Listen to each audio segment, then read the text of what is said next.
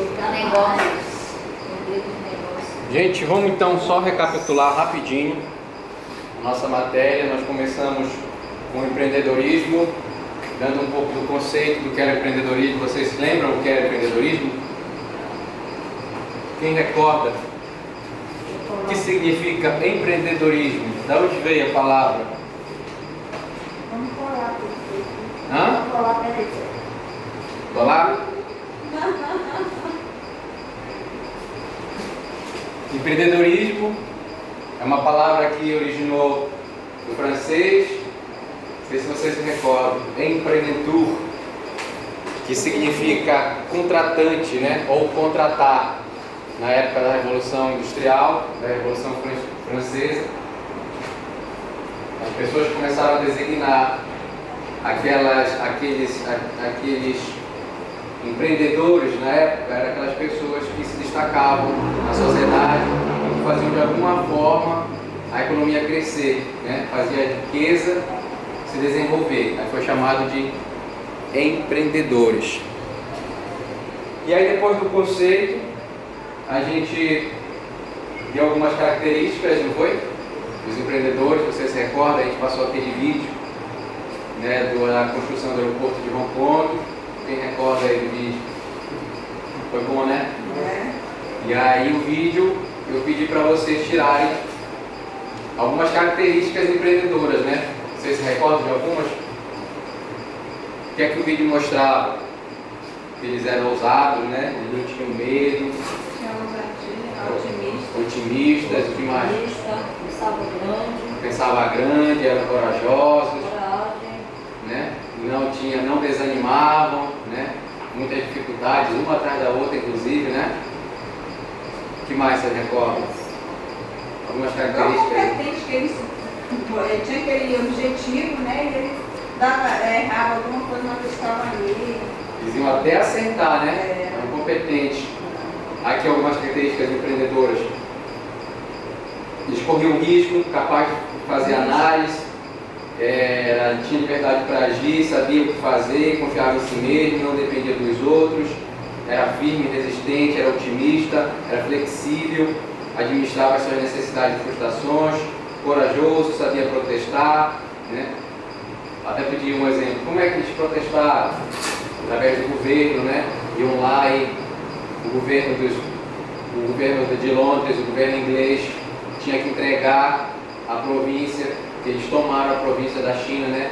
E aí depois de um acordo, depois de 10 anos, 7 anos, tinham que entregar a província de novo para a China, para o rei da China. E aí eles estavam fazendo acordos em cima de acordos. E qual foi o interesse do governo inglês de fazer toda aquela obra, do aeroporto de Hong Kong, as pontes, as estradas, rodovias? Qual é o interesse que o governo inglês tinha? De fazer antes de entregar para o governo chinês, para o dono. O que é que vocês acham? O que é que eles queriam? Eles sabiam que eles iam ser beneficiados. Por quê? Pela construção do aeroporto de Hong Kong, o aeroporto ia duplicar, triplicar a capacidade de carga, né? E de exportação da mercadoria. E quem ia ser beneficiado era exatamente o mercado inglês. Era um dos grandes compradores das mercadorias que vinham de Hong Kong. Então eles fizeram de tudo antes de entregar ao governo para que deixasse tudo funcionando, né? O interesse deles, para o governo não parar a obra e não prejudicar no futuro. Ele já pensou lá no futuro. Lá na frente, exatamente, né? Pensa no futuro. Eles faziam projeções do que eles queriam.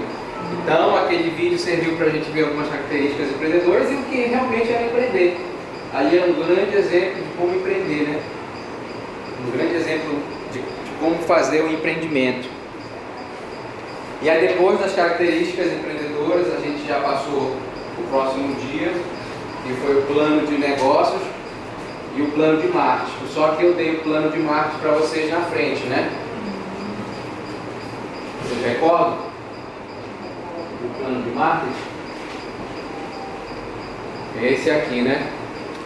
E aqui eu expliquei um pouco como é que seria, como a gente faz um bom plano de marketing completo, através da análise do mercado. A gente analisa tanto o mercado externo quanto o mercado interno, né? o ambiente fora da empresa e o ambiente dentro da empresa. E aí fora da empresa, a gente, seguindo uma linha de pensamento, a gente analisa a concorrência, quem é o nosso público-alvo, né? Como é que que perfil esse consumidor tem, perfil socioeconômico, geográfico, o poder de compra dele, aonde ele vai se encontrar, qual é a localização na Europa, no Brasil, no mundo. Hoje em dia, com a internet, nem se usa tanto isso, né? Até as grandes lojas podem se ter sede na Europa, nos Estados Unidos, mas vendem para o Brasil inteiro, vendem para o mundo todo, né? Hoje em dia, com a internet não importa. E aí depois teve o perfil demográfico, o comportamental, a cultura, influencia muito, inclusive nesse vídeo do Aeroporto João Paulo, a gente viu como a cultura influenciou, né? Se fosse no Brasil, não teria saído aquela obra toda, daquele jeito que foi, naquele prazo, com aquelas condições, com aquelas dificuldades, enfim. Ou seja, foi a cultura, inclusive a cultura inglesa, que foi implementada dentro da japonesa. Juntaram as duas boas culturas e desenvolveram o Aeroporto João Paulo. E aí a gente fez essa análise. Depois de fazer análise do mercado, a gente faz análise da empresa, faz o planejamento, que é exatamente o plano de negócio. E aí eu dei um exemplo de Canvas. Do plano de negócio, a gente desmembra ele, né? Um cronograma de execução, de períodos, datas e prazos, e um cronograma financeiro. Aí esse cronograma financeiro passou para o plano financeiro, que eu dei ontem, né? Então veio o plano de marketing, dentro do plano de marketing o plano de negócio, um exemplo do Canvas, eu dei mais outros exemplos atuais, a forma de lançamento, né? E a startup enxuta, de Eric Hens. E aí depois a gente passou para o plano financeiro, que foi a aula de ontem. Recapitulando, aí depois a gente, na primeira aula, a gente deu um exemplo de diagnóstico, como a gente analisa o mercado externo e o mercado interno, que é a análise SWOT, né? As forças, ameaças, fraquezas e oportunidades. E aí a gente deu um exemplo de cada uma, depois passou para os objetivos, isso seguindo o raciocínio do plano de marketing. A análise, depois o diagnóstico, e aí traz os objetivos. Dentro dos objetivos a gente descreve o que a gente quer alcançar, tanto quanto prazos e datas, e custos, e está tendo a comemoração aí do último dia de aula. E aí depois a gente passou para a estratégia, a gente deu alguns exemplos, eu pedi exemplo para vocês também, né, de estratégias implícitas. Alguém lembra de como é estratégias implícitas? Por exemplo, eu vou fazer um evento, e aí a estratégia implícita, o que é que eu vou, por exemplo, estou fazendo uma festa, vou fazer um show nacional. Como é que eu vou utilizar a estratégia implícita para esse show? Quem é que recorda? Dá um exemplo de estratégia implícita. Alguém recorda? Aqui tem, né? Ó, dentro dos eventos. Ou então eu quero divulgar um produto, meu perfume. Hã? Não, por exemplo, eu quero divulgar o meu perfume, né? É tipo assim, a pessoa, vamos dizer assim, faz tipo uma propaganda só mesmo assim, no microfone. Isso, só para dizer que está lá. Ou então ele está patrocinando, está apoiando o evento, né? Só para mostrar a cara dele. Parece um cartaz de repente. Cartaz de repente. E quando parece um cartaz de repente na televisão, né? Vocês lembram qual é o nome que se dá? Não, como é que se dá o nome? Mexendo. Mexe lá, né? Isso, mexe lá, mexendo. Pronto. Mas não vamos esquecer mais, né? Tá vendo como vocês estão captando o conteúdo? Que bom. E aí depois eu dei outros exemplos de estratégias explícitas, ofensivas, defensivas. Como é a ofensiva? Um exemplo. É aquele que oferece mesmo. Ele que vai lá e vende, né? Vai lá e toma aqui. Na televisão a gente encontra estratégias implícitas, até mesmo pelo vocabulário da propaganda. Por exemplo, aquele compre batom. No supermercado, pelo super amostra, né? Que o pessoal faz, aquele super cheirinho. É uma estratégia implícita, porque ele não está vendendo, mas ele está oferecendo ali o produto dele, né? A venda mesmo é se falar, né? Troca de moeda, dá até que o produto que dá moeda. E aqui a venda, ela, nessa propaganda, por exemplo, pronto batom, até pelo verbo, aquele verbo imperativo, está mandando tu comprar, compre, faça, né? Então já é uma estratégia ofensiva. E aí depois a gente deu o exemplo de penetração, mercado novo. Se você está lançando um produto novo e quer se mostrar, você tem que fazer uma promoção, tem que fazer um diferencial, uma estratégia de penetrar mesmo. Então você tem que ter um preço baixo, seu produto é novo, ninguém conhece, alguma coisa tem que fazer para penetrar naquele mercado, né? Já se você não for uma franquia, se você não for uma marca conhecida. E aí depois a gente passou para a implementação, que é exatamente aonde a gente vai executar todo esse pensamento, essa estratégia, esse plano, né? A gente vai montar, aqui o exemplo do site, vai montar o site, vai montar a empresa, vai montar a franquia, vai montar o churrasquinho, vai montar o salão, vai montar o jornal, vai montar, enfim, um negócio e começa a executar, monta a equipe, bota ou terceiriza a equipe, né? E aí dessa equipe as pessoas já traça qual é a tarefa dela, o que cada uma vai fazer, o cronograma de cada uma, vai definir os custos, as porcentagens, se olha, você vai vender para mim, vai ganhar tanto, enfim, coloca para funcionar. E aí, a última etapa é o controle. O controle a gente vai corrigir o que está errado e vai prevenir o que pode vir errado. E aí o controle o tempo todo vai estar voltando dentro do plano. O tempo todo ele vai ver, poxa, bem aqui no período está errado, a gente programou um mês, e aí não está dando mês, está dando 2 meses. Bora ver o que vai fazer no outro mês para corrigir, bora ver o que estava errado. E aí vai, né? E aí ouve o cliente, vê reclamações nas redes sociais, vê o feedback dele, aí vai ajustando a sua estratégia. Esse é o plano de marketing. E aí do plano de marketing a gente foi pro plano de negócios, né? A gente foi pro plano de negócios e dentro do plano de negócios a gente usou o Canvas, né? A gente mostrou, pode ficar à vontade, a gente mostrou o plano de negócio do Sebrae, que é um plano de negócio maior, e aí do plano de negócio a gente mostrou o Canvas. Que é um modelo mais atual. E quando você for no Sebrae, você vai pegar aquele plano de negócio maior. E qual é a diferença que eu falei daquele plano de negócio para esse? Aquele plano de negócio é mais burocrático, é maior, é mais detalhado, às vezes é mais chato, né? Você vai lá, vai sentar com o consultor, vai fazer todo o plano financeiro, o plano de marketing, o plano de negócio, vai descrever, enfim, vai colocar em 30 folhas de papel a sua empresa. O problema é que quando você chega na sua empresa, você coloca dentro da gaveta, esquece o plano de negócio e vai trabalhar.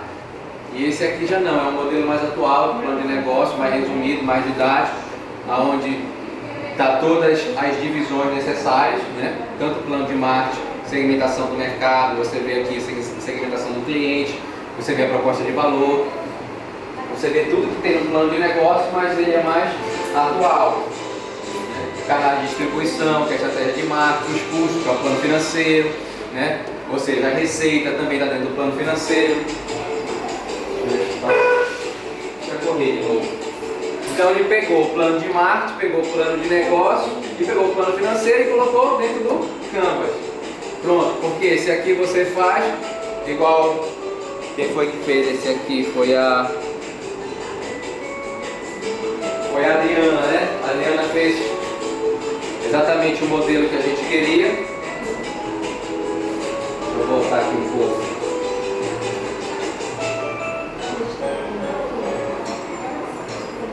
Ela pegou exatamente o modelo que a gente queria e fez o Canvas dela.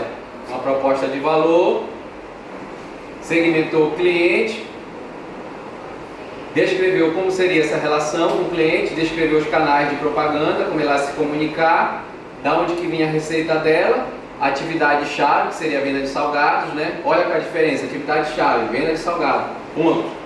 E qual é a proposta de valor? Qual é o diferencial que ela vai entregar? Qualidade, agilidade, bom atendimento, ou seja, o diferencial para a venda de salgados, ela agregou um valor. Então foi uma proposta de valor. E aí colocou os parceiros, que seria supermercado, varejo, que ela ia comprar, enfim, o atacante, o feirante, e a estrutura de custos que ela tinha. E aí esse plano de negócios aqui, olha, outro exemplo, ele é bem mais simples, né? Esse plano de negócio, ele envolve plano de marketing, plano de negócio e plano financeiro. E aí você prega aí na sua sala e todo dia que você entrar você vai ver. Você não vai esquecer. E se mudou alguma coisa, você não vai tirar aquela parafernália de papel da gaveta e apagar ou passar um corretivo e escrever novamente, né? Você vai apenas tirar aqui o post-it e colocar um próximo, né? E ajustar a sua estratégia. E aí depois desse plano de negócio mais atuais, eu dei um exemplo também de plano de negócio com uma fórmula de lançamento. Expliquei para vocês o que seria, né? A fórmula de lançamento. Aqui não tem outro exemplo. E expliquei para vocês também o que seria o modelo mais atual, que é a fórmula de lançamento. Naquele vídeo que a gente viu do Eric Renz, né? Que ele deu um exemplo de como adquirir hábitos. Ele fez o suco lá verde por 100 dias, né? Depois de 100 dias ele nem percebeu, mas ele já estava naquele hábito. E aí ele não estava mais na costa, que ele tinha feito com os irmãos, e tinha criado um bom hábito. Então ele deu dicas de como o empreendedor cria bom hábito. Todo mundo tem hábitos, né? Os bons e outros maus. Mas para você empreender é tão difícil, tão dificultoso, né? Tem tantas coisas que fazem com que você desista, então você tem que criar bons hábitos. E aí esse mesmo personagem criou essa fórmula de lançamento.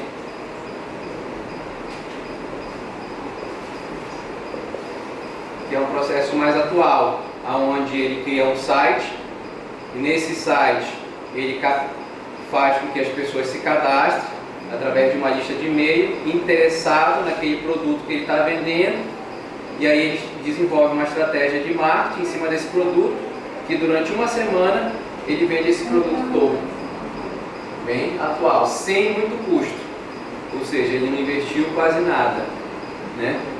Tinha uma rede de clientes, através dessa rede de clientes, dessa quantidade de interessados, ele desenvolveu o produto, né? E aí botou para vender, o que entrou receita, entrou muito mais receita do que saiu despesas ou custos. Hoje em dia é usado também essa forma de lançamento por Hollywood, né? No lançamento dos grandes filmes, como eu expliquei para vocês. E o do Eric Renz, ele desenvolveu a startup enxuta, que eu também expliquei para vocês, né?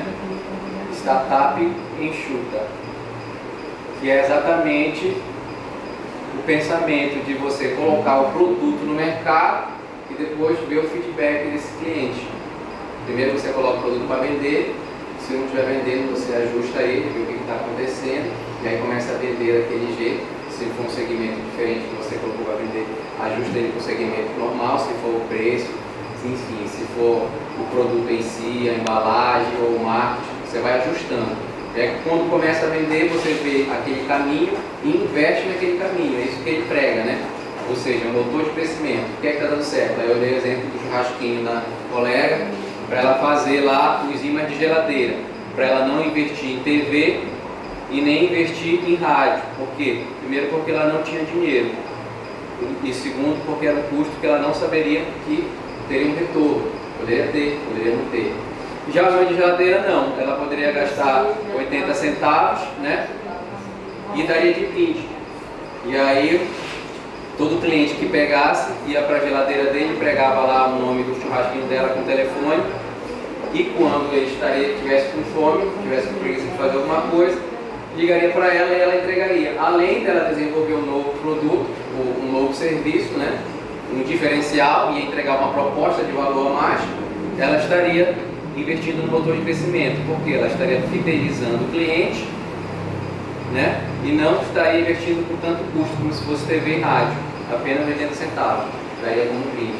É uma estratégia. Então ele também prega essa forma de você investir no que está dando certo e não, né, construir uma grande loja, comprar cadeias, gastar 100 mil reais para construir e aí não sabe se o cliente quer ou não. E aí depois a gente foi para o plano financeiro. Eu dei um exemplo daquele plano financeiro maior, aquele plano financeiro grande, né? Que a gente também vê no Sebrae. Deixa eu ver se eu tenho aqui. É esse aqui. E aonde você vê os custos iniciais, uma planilha imensa que você vê os custos iniciais. E depois você vê o balanço. balanço de caixa, depois vem o fluxo de caixa e o demonstrativo dos resultados. Eu até falei para vocês que existe plano financeiro muito maior que esse. Aí dei um exemplo daquele plano financeiro de uma loja de sapato, né? E de uma festa. Daquela jovem também. Que ela Qual jovem? queria fazer uma banco de doce, né? Diferenciado. A mãe dela já fazia doce. Sim, a mãe dela é isso, do livro, né? Eu coloquei o livro aqui para vocês. É O Segredo de Luísa, né? Ditado de Fernando Dolabella. É O Segredo de Luísa, é isso mesmo. Inclusive é um clássico da administração, tá? O Segredo de Luísa, que ele detalha muito bem o que seria um plano de negócio e o que seria um plano financeiro.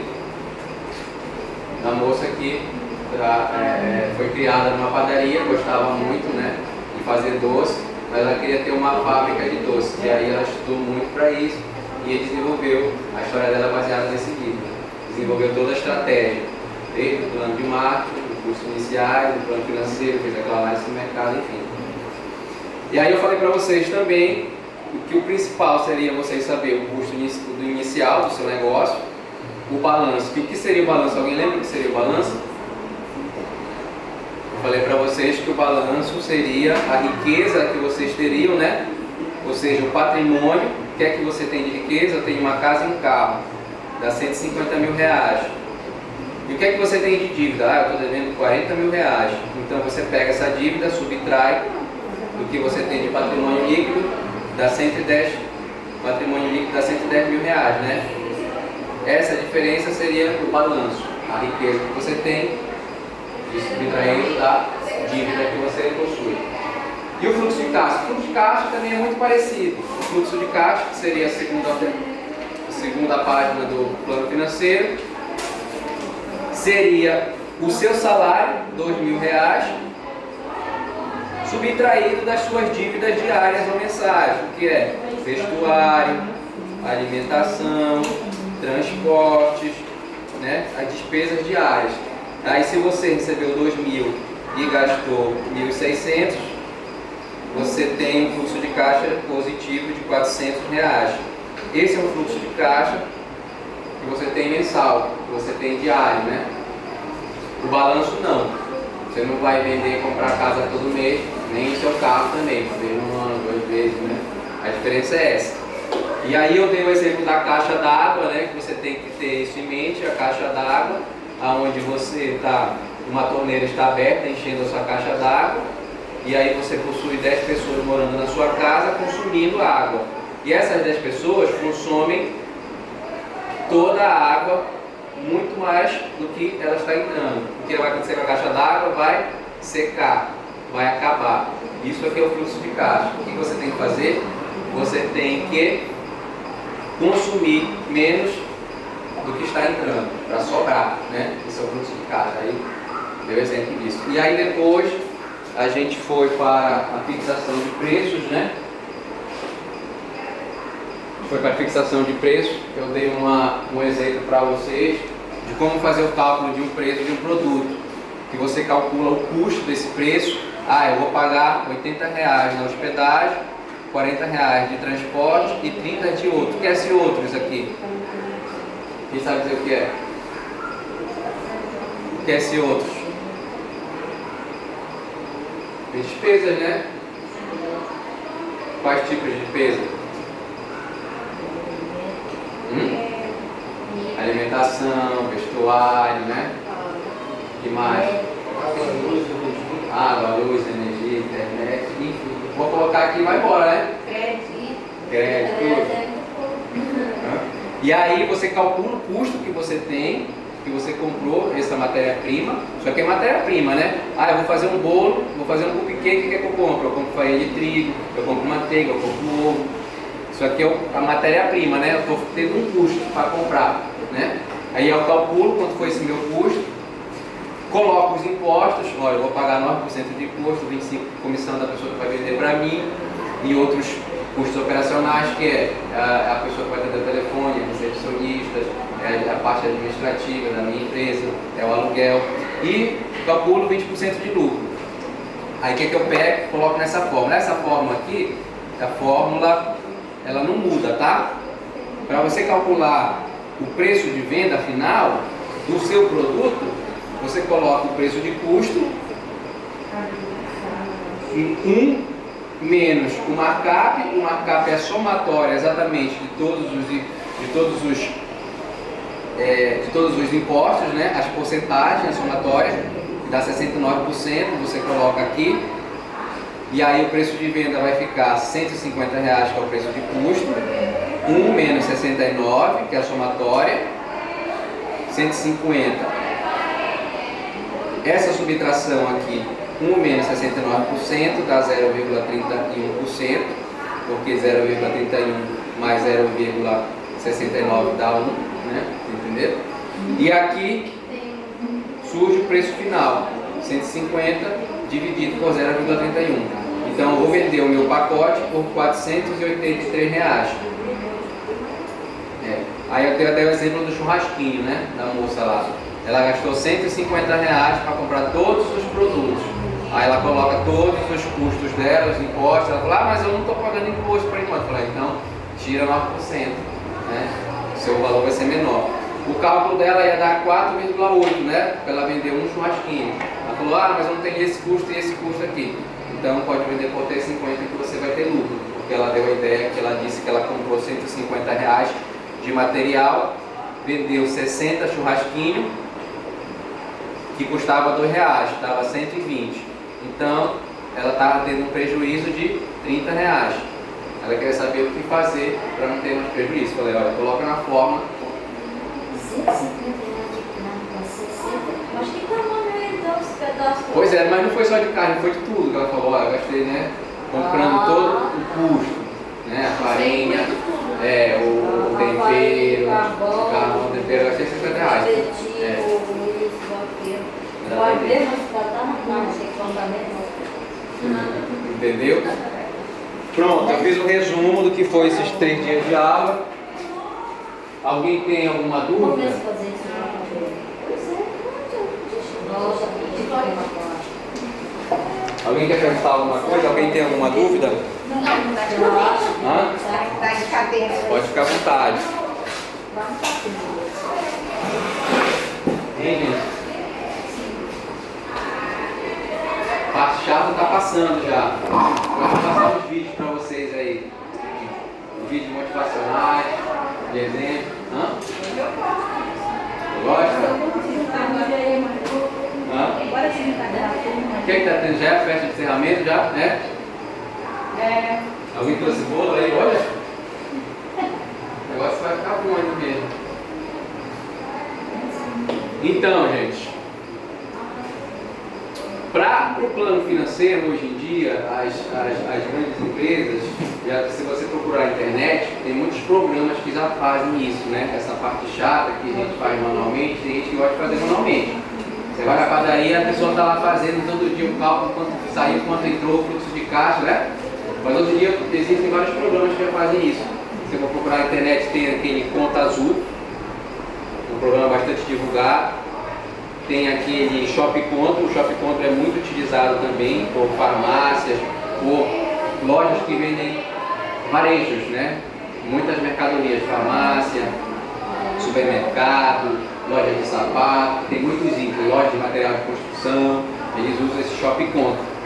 Ele é bom, ele é bastante utilizado, ele já faz tudo para você, já calcula tudo. No final te dá o demonstrativo dos resultados, tudinho, os custos, ele coloca até quanto é que você tem de... calcula o seu estoque, né? Que é o principal, que seria a sua mercadoria, a sua riqueza, a riqueza da sua loja.